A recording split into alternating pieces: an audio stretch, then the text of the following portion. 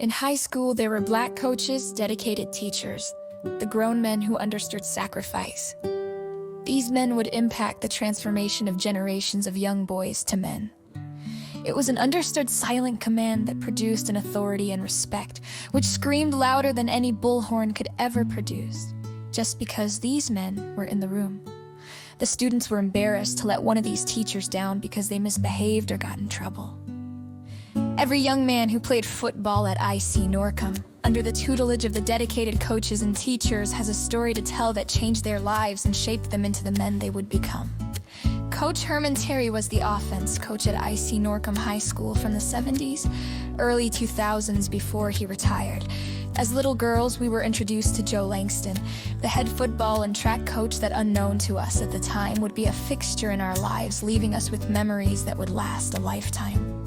The students who dared to whisper under their breath would call him Joe Red, but they knew that if they were ever caught calling him that, outside of a whisper, they would face the wrath of a beatdown at football practice in retaliation for trying his patience. Who was he? What made him a legend to most? Why are graduates of the past still chanting Coach Langston's name and honoring him the way they do? Still to this day, decades later. Let me try to explain something to those who did not have the opportunity to experience this man. Because you would have never forgotten him if you had ever met him. This was my experience. Statuesque in height compared to teenagers not yet peaking. His voice, a roar of thunder on the field every Friday night.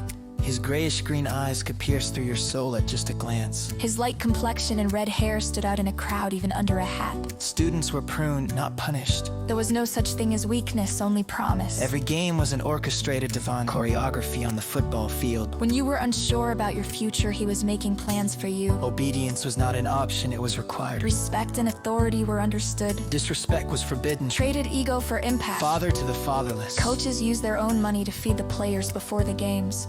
Actions carry consequences. Accountability held power.